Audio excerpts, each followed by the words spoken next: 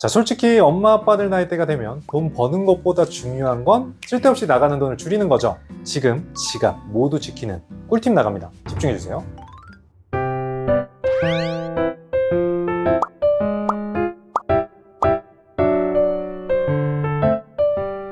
엄마 아빠들의 안전길라잡이 그리고 궁금증 해결사 이이사입니다. 자, 왜 우리가 고속도로 지나갈 때 통행료 내잖아요. 근데 요즘에는 전자 시스템으로 내는 경우가 좀 대다수기도 하죠. 근데 이 전자 시스템 오류로 인해서 과잉으로 수납된 비용이 5년 동안 38만 건이라고 합니다. 금액으로 환산을 해보니까요, 무려 9억 원이 넘는다고 하고요. 자, 38만 건이면 정말 어마어마한 수치이기 때문에 우리 엄마 아빠들도 이중결제의 피해자일 수도 있을 거거든요.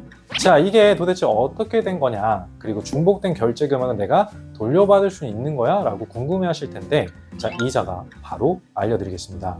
엄마나야에서 이 중복 결제된 원인을 먼저 저희가 찾아봤거든요. 근데 크게 세 가지로 정리가 됩니다. 첫째, 하이패스 기기가 장애가 있어. 그래서 통신 지연이 있었어요. 두 번째, 차량 번호판의 훼손.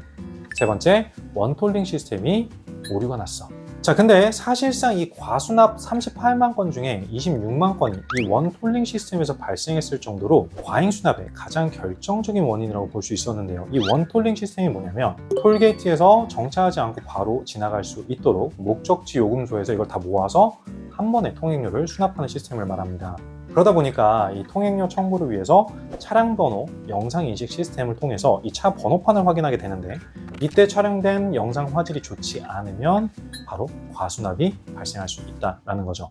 자, 번호가 매칭이 안 되니까 동일한 차량이 아니라고 판단했다는 거예요. 실제로 이 서울에서 광주로 이동하던 한 차량은 톨게이트 경유지를 통과하면서 촬영된 영상과 이 통행료를 계산하는 출구 톨게이트에서 촬영된 영상이 제대로 매칭이 안 되면서 통행료가 중복으로 결제됐다고 하더라고요. 자, 근데 엄마 아빠들 요거 다 돈인데 얼마나 아까워요, 그죠? 그래서 환불받지 못한 엄마 아빠들이 계시다면 한국도로공사 1588-2504로 전화해서 문의를 하시면 된다고 합니다. 근데 꼭 이 공공기관들은 내가 전화만 하면 뭐 어때요? 신호 대기가 그렇게 길죠? 그래서 빨리 나는 환불 받고 싶은데, 그죠? 그래서 엄마나야에서 좀 더 간편한 방법을 가지고 와봤습니다. 자, 검색창에 고속도로 통행료 홈페이지 적어볼까요? 자, 상단에 고속도로 통행료 홈페이지라는 이 사이트가 첫 번째로 뜨실 겁니다. 자, 바로 들어가 볼게요. 상단 첫 번째에 있는 조회 납부 눌러주시고요. 통행료 환불에서 환불 신청으로 들어가 보겠습니다.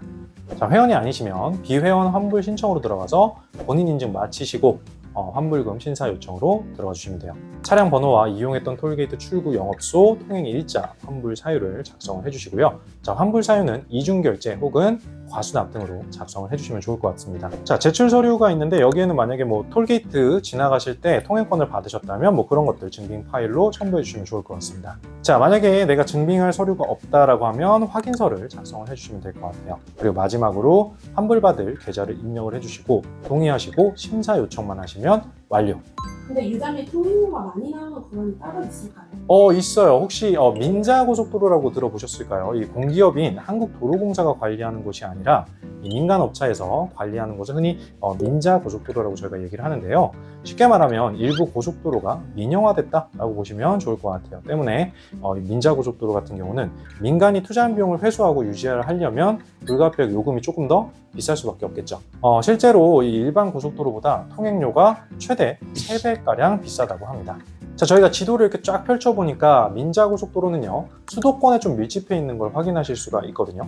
고속도로 이용하시는 분들은 이런 곳들 좀 주의를 하시면 좋을 것 같고, 통행료 절약을 위해서 기차라든지 기타 이동수단을 이용하시는 것도 또 하나의 방법이지 않을까라는 생각이 듭니다. 그럼 고의로 통행료를 내지 않는다면 어떻게 돼요? 부가 통행료라는 게 있거든요. 이 부가 통행료가 뭐냐면, 통행료를 납부하지 않고 이 유료도로를 통행하는 행위를 하게 되면 통행료의 최대 10배까지 부과하는 걸 부가 통행료라고 합니다. 쉽게 말해서 과태료나 뭐 벌금 그런 느낌이라고 보셔도 될 것 같아요.